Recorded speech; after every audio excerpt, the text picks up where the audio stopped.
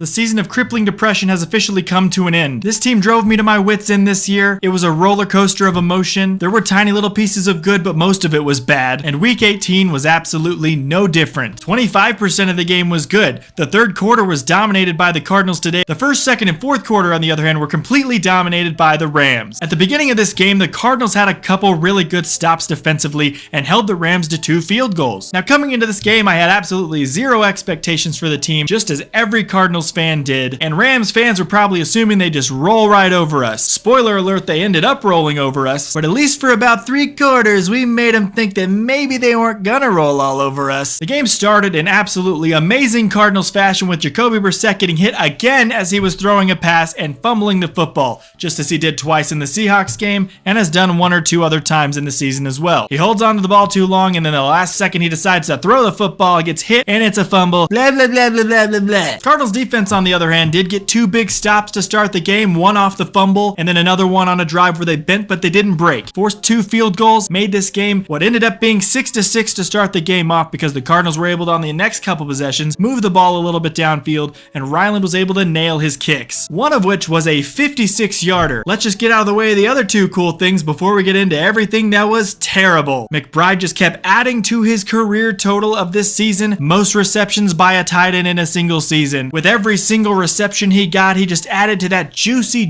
total to make it bigger and bigger. On top of that, Michael Wilson in this game in the third quarter caught a 20-yard pass that ended up making him have a 1,000-yard receiving season for him. Congratulations to the true actual wide receiver one for the Arizona Cardinals. Marvin Harrison Jr., you are wide receiver 2. It's very obvious and clear. If the Cardinals don't see it, at least know that everyone watching the game does. And I absolutely believe that McBride and Wilson should be paid whatever the hell they want to be paid in the offseason and extend their contracts as long as they want to stay in Arizona, which is hopefully, at least for a little bit, where they can shine and maybe you can build a team around these 2. Okay, now to everything bad that happened. The Cardinals were losing 16-6 at halftime. It didn't look like they were getting really anything going. The running game was non-existent yet again. Today's leading rusher was yet again a rusher who only had 29 yards on the ground. Even with that, you went into halftime only trailing 16-6, which honestly is a pretty big win considering where the Cardinals were expected to finish in this game. Then the third quarter came around. The Cardinals put their foot on the gas pedal and they were down, but they decided to score a touchdown, a big pass to Michael Wilson for a score, and they made it 16-13. It was a pass that finally wasn't underthrown by Brissett, who had been underthrowing balls all day long. Finally, he hit his man, made it 13-16. Cardinals get another stop on defense. The Rams can't communicate offensively. They have no idea what's going on. And then the Cardinals score again, making it 20-16. Suddenly, I'm like, we have a lead? We're leading in this game right now against the Rams? The touchdown pass was to a guy who I have no freaking clue what his name is. What's his name? Who even is this guy? Jason DeGuaria. Josiah DeGuaria. They call him DeGuara, and he caught the touchdown pass to give us the lead. So I was feeling really good for about 3.5 minutes. The starters for the Rams are in, and the Cardinals are winning 20-16 right now, guys. Then the Rams stormed down the field and got a quick touchdown because they were angry that the Cardinals would have a lead for any amount of time in this football game. And that's when things started to unravel. They retook the lead after that touchdown. 50 seconds left in the third quarter. Stafford rolling out, getting some pressure. Going to complete this pass to Parkinson. He's down to the 5, diving to the end zone. That's a touchdown for the Rams. And the Cardinals had a lead, but it was for a split second. And the Cardinals immediately after taking the lead and having 14 unanswered points allow a touchdown for the Rams, who are going to take the lead back. I swear, if you play the Rams celebration logo, I'm going to be pissed. They haven't done a single celebration today for the Cardinals. There hasn't been a single fireworks celebration for that. Then the Cardinals were moving downfield to do a counter punch. They had an amazing pass play to Michael Wilson downfield, about 40 yards. Amazing catch. Maybe one of the catches of the year for the Cardinals and for Michael Wilson. Looking to throwing deep to the right side. He's got Wilson again, and Wilson got another catch. What a grab for Michael Wilson. This dude is insane. MHJ ain't got nothing on Michael Wilson, bro. I don't even want to hear anybody talk crap. Michael Wilson is wide receiver 1. Sign him to an extension. Get this guy whatever money he wants. That was an amazing grab deep into Rams territory. Then all of a sudden I look around. Then I see the one thing that's been happening all season long when the Cardinals do something good finally. There is a yellow piece of cloth down on the field that looks just like a flag, and it turns out to be a flag. And a flag has been thrown on an offensive line lineman. I didn't even know at the moment what the flag was. But what I do know is there was a dumb look on the offensive lineman's face like, what? I didn't do anything. And he was nowhere near the play. It was an inconsequential play that guy made to commit a flag. And it took off the entire 40-yard Michael Wilson catch that would have kept us right in the game. It completely derailed our momentum, and it made a 1st and 10, a 2nd and 10 way back against our own 10-yard line. There's a personal foul. Is that after the play? It's 1st and 20 now at the 10. They took that away because of a penalty. There was a penalty on an offensive lineman for being a dumbass, and they made that entire insane grab by Michael Wilson go away. And it ruined that entire drive, and it might ruin the entire momentum of the game after that massive catch got taken back. That is dog crap, dude. Like, that just ruined my entire mood. I have not been this disappointed all day long in the Cardinals. That was the moment where everything went wrong. The positivity I've tried to retain in the live stream started deteriorating. My patience and my love for the Cardinals this season started to be gone. You notice a pattern between good teams and horrible teams. And the horrible teams, every single time something good happens, they ruin it because some dumbass on the team does some bull crap and gets a penalty called on them out of nowhere. Being a dumbass, the play is over, the pass is off, and the offensive lineman comes in with like a chip block out of nowhere. You're doing nothing. I knew the Cardinals were going to blow it somehow. It just is insane how they do it. It's not even like the fact that they do it. It's how they do it every single week. We've been able to control our frustration much more until that moment. And we just handed the ball off on 2nd and 16 to make it 3rd and 13. Hey, we got 1 quarter left. Show Jonathan Gannon with his arms crossed on the sidelines one more time. How about that? That flag single-handedly, whether it was legit or not, derailed any momentum the Cardinals had for the rest of the game to possibly win. From that moment on, it was the regular season like the rest of the season we've been watching to this point. After the incredibly stupid penalty by the offensive lineman, the Cardinals ended up punting the football back. Oh, and the Rams, you think they looked back? No, they did not. They ended up getting a free touchdown, courtesy of the Cardinals. We give a coupon to every team for 1 free wide open touchdown a game, and that was the one. But to make the situation even better, each time we got the ball back, we did literally nothing with it for the rest of the game. I'm doing my part.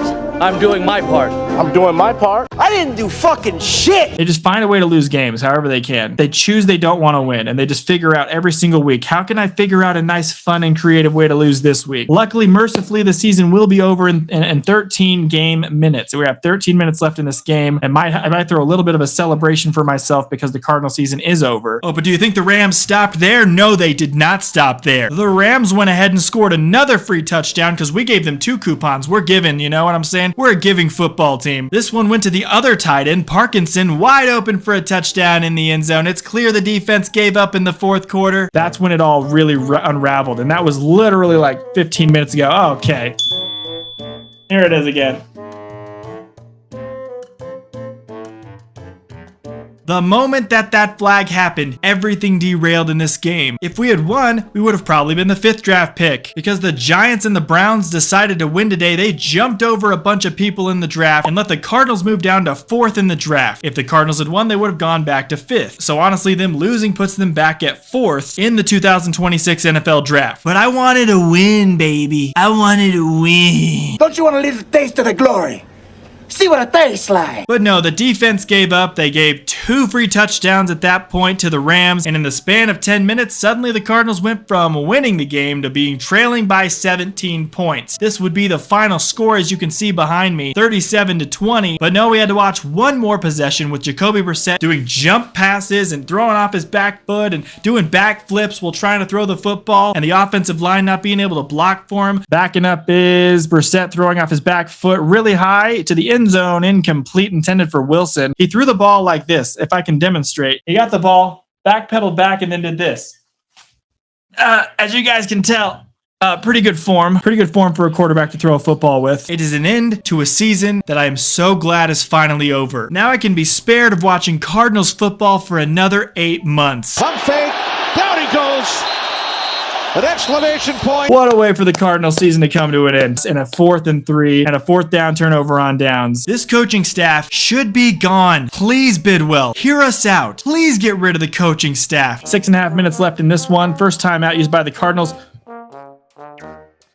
Why? Why did the Cardinals just burn a timeout with 6.5 minutes left on defense on a 2nd and 5 for the Rams? Why did the Cardinals just do that timeout? They might need that if the Cardinals decide to score some points here. If this is a close game at the end, you're going to need your timeout. What's the coaching staff doing right now? Why'd they call a timeout there? My face is about to be as red as the beanie. But Nakua just got a 10-yard pass for a first down, so that timeout was pointless. There was no need for that timeout. We saw the Jaguars completely turn around from a pointless team that did not do anything last year to being a team that's now in the playoffs. We saw the Patriots go from a 3-win, irrelevant team to getting a new coach and being completely in the playoffs. If you find the right coaching staff, they could maybe turn this whole thing around. We've seen it with multiple teams this year. Did I forget to mention the Chicago Bears are the number 2 seed in the playoffs for the NFC this year? All 3 of those teams had coaching staff revamps and they hired the right guy, and that guy completely righted the ship and turned things around. There are no ifs, ands, or buts about it. You have got to get rid of this coaching staff this season. Speaking of fireworks, remember when Jonathan Gannon made those bizarre firework noises at Rondale Moore when he first met him? That's when we all should have known this wasn't going to work. Hey, what's up, man? How you doing?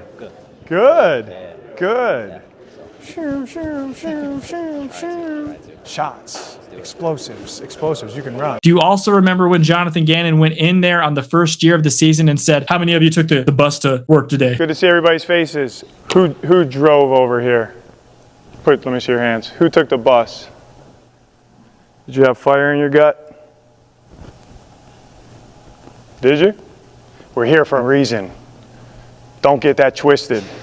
Okay, we're here for a reason to win games. So if you didn't have that fire in your gut, you better light the fire pretty fast. Okay? So everyone's on time. Everyone's got fire in their gut. And at that point, I was a little concerned. Go call him right now. Let him know he's done. Bring him up on the phone. Be like, "Hey, Jonathan Gannon, hope you're having a good day. Your time with the Cardinals is done. Have a good time." The second thing you should be doing is getting on the phone and figuring out who wants to give you the most for Kyler Murray this year. Whoever gives you the best offer, give them Kyler Murray. The third thing you should be doing is being on the phone with people about potential quarterbacks for us next season. Will it be Joe Burrow? Will it be Kirk Cousins? Will it be Malik Willis? Will it be Mendoza in the draft? I don't know. I don't care. Just get somebody who makes this team run normally. Your first draft pick in the draft this year should be an offensive lineman, maybe the dude from Miami, maybe the really good O-lineman from Utah. I don't care, but if it's not an O-lineman, I'm gonna lose my ever-loving crap, baby. I will make videos about all of these various topics that we've talked about today here at the end of the video. Don't worry, I'll be making all those in the Cardinals offseason over the next coming weeks. Mercifully, it is the end of the season for the Arizona Cardinals. They end 3-14. They have never achieved the feat of getting 14 defeats in a single season, even though the team has been historically bad. This season they were able to accomplish that, so everyone, let's give a high five and a big clap, a round of applause for the Cardinals,